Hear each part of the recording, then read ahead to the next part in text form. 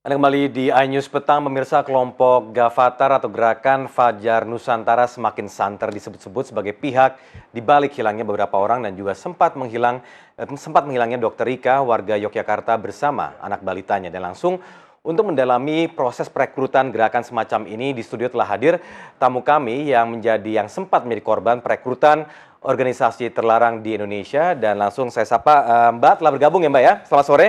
Selamat sore, Mas Tommy. Oke, Mbak mungkin langsung bisa diceritakan ini terjadi tahun kapan ya Mbak ya? Tahun 1995, Mas. Oke, 95. Mungkin pada saat itu teknologi mungkin atau sosial media belum seperti sekarang ini. Bisa diceritakan seperti apa proses perekrutan yang terjadi pada saat itu? Waktu itu aku diajak sama teman kuliah ikut pengajian perhimpunan mahasiswa untuk pendalaman agama. Dia bilang ada maksudnya untuk berkumpul antar mahasiswa se-Jakarta waktu itu. Dan pada saat diajak, apakah memang sudah ramai komunitas yang berada di sana? Waktu itu aku sendiri kebetulan. Sendiri? Yang mengajak juga teman satu orang? Iya. Nah, kemudian pada saat datang atau hadir seperti apa suasananya? Waktu itu aku dibohongin ya sama dia karena dia bilang kan acaranya di kampus, salah satu kampus di Jakarta. Ya. Terus ternyata aku diajak kayak ke suatu rumah kontrakan gitu. Di sana ada beberapa pria juga,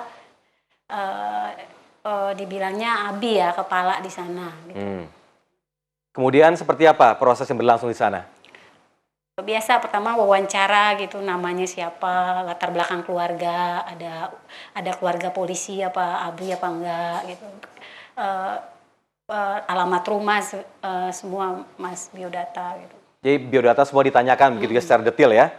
Oke, jadi setelah ditanyakan data, kegiatannya apa yang dimulai pada saat pertama kali bertemu? Waktu itu ditanya tujuan hidup kamu apa sih gitu kan. Kamu nanti setelah di dunia ini tuh akan kemana gitu kan. Waktu itu aku sih kan namanya kita hidup di dunia pasti pengennya kan nanti suatu saat kembali ke alam masuk surga ya Mas gitu. Oke.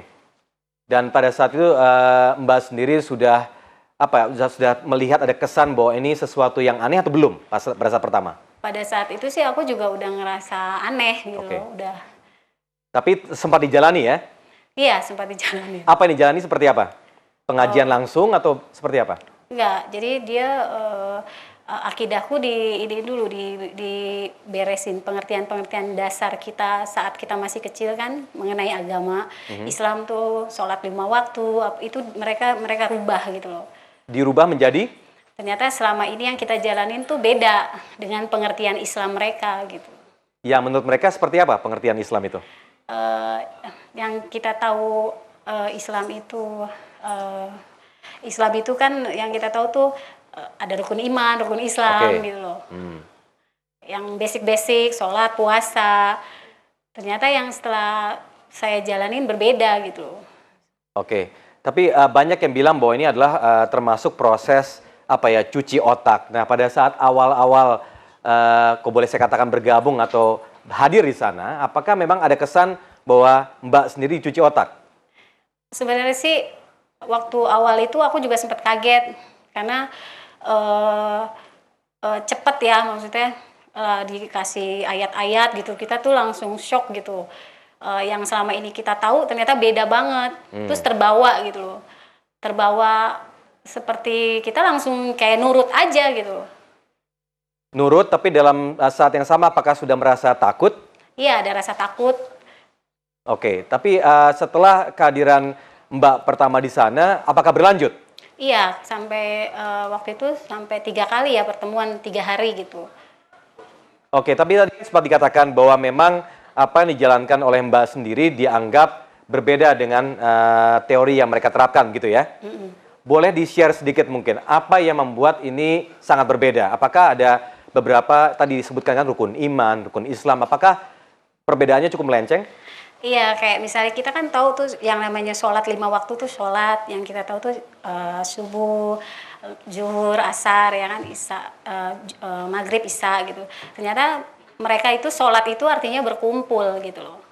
Sholat itu berkumpul. Oke, sholat itu berkumpul.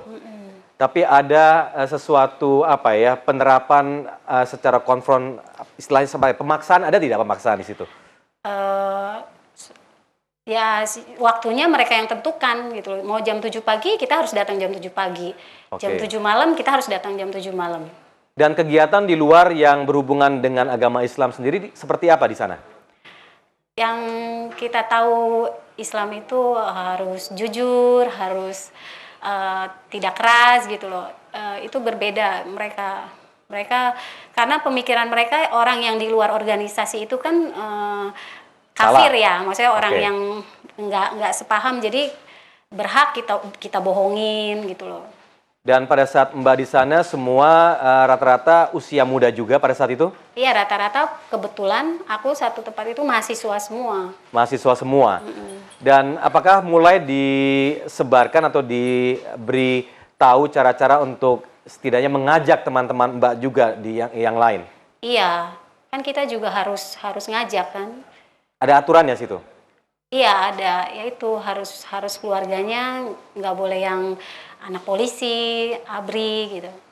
Dan umumnya target-target mereka ini orang-orang seperti apa sih selain memang pelajar begitu? Apakah ada anak-anak profesi yang menjadi target mereka sendiri? Banyak pekerja Contohnya? juga banyak. Cuma kebetulan waktu itu satu tempat aku tuh mahasiswa semua.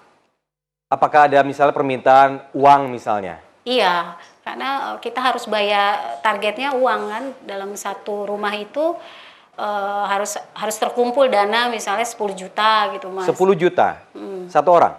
Enggak, jadi misalnya satu rumah itu harus 10 juta. Misalnya dalam rumah itu 10 orang kita dibagi 10 aja Mas Tommy. Nah berarti kalau misalnya permintaan uang, apalagi ini adalah korban-korbannya mahasiswa seperti Mbak pada saat itu, apakah ada cara-cara yang juga diizinkan oleh mereka? Contohnya mencuri?